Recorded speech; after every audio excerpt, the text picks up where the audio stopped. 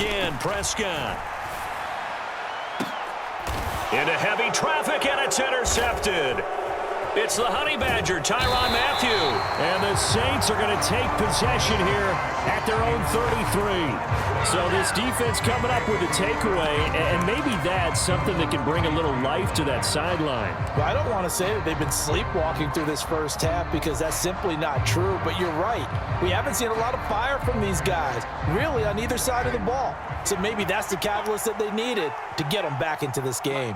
The Saints offense on the field, ready to get their drive started. And job one here, Charles, just keep possession of the football. 2 drives, 2 turnovers to this point. You're exactly right, Doctor. Hippocratic oath, first do no harm, and right now they're harming themselves on offense. I like that. No one is mistaking me for a doctor, though. But thank you, Dr. Davis. On first down, Carr. And the catch made by Johnson. And he is tackled inside the 40, not quite to the 35. 17 there and a New Orleans first down. For a tight end, he's got good straight line speed, and on that route, he's often the guy that gets overlooked. Nice job there of finding him in stride for really good yardage. Steps away. Now he'll let it go on the run. Deep left side. And it is incomplete. Good positioning there downfield to break that one up. I know he wants to get his team back in the game, but a 50-50 ball right there that maybe was a little questionable. Yeah, he's pretty lucky to get that one back. I think that sometimes these quarterbacks play with a lot of confidence that borders on arrogance, and that can put your team in some Dutch. Yeah, especially maybe want to look at some safer routes after the interception he had that ended their last drive. So back-to-back incompletions, and that has him staring at a 3rd and 10.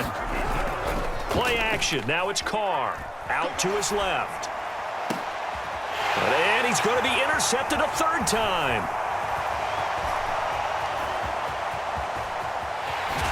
And the Cowboys are going to take possession here at their own 47-yard line. Well, I'm not sure that the wheels, Charles, are coming completely off, but they're shaking a little bit. That's 3 interceptions, and now interceptions here on back-to-back drives. And I think about what a Hall of Fame coach told me, that he always told his teams, when a mistake happens, just move on to the next play. Let it go. Hard to do when you've thrown this many interceptions. That's exactly the attitude that has to be adopted. The Dallas offense here set to begin the drive.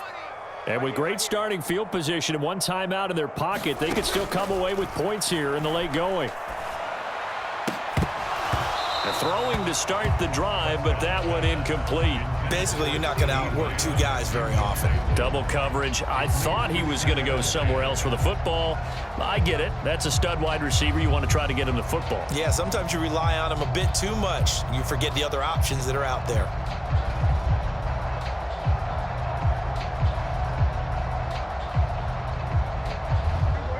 Second and 10.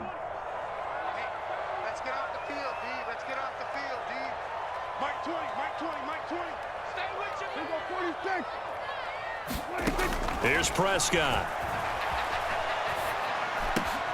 They're looking for Lamb, but it's intercepted. Picked off by the linebacker, Demario Davis. And the Saints are going to take possession here at their own 47-yard line. Well, Charles, so close to halftime there. You throw the interception. Not only that, you do give it to them in plus territory as well.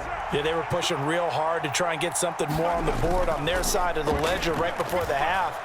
Looking at it with 20/20 hindsight, though, might have been better to hand it off a few times, hoping to get something to break instead of putting the ball in the air and, of course, putting the ball in jeopardy.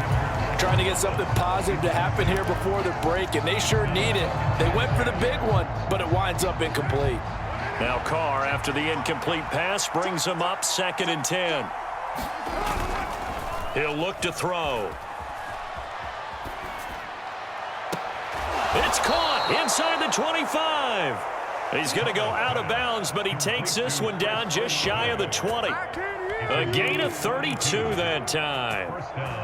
So often when we're watching a football game, we see one with a lot of ebbs and flows, and this one is no different.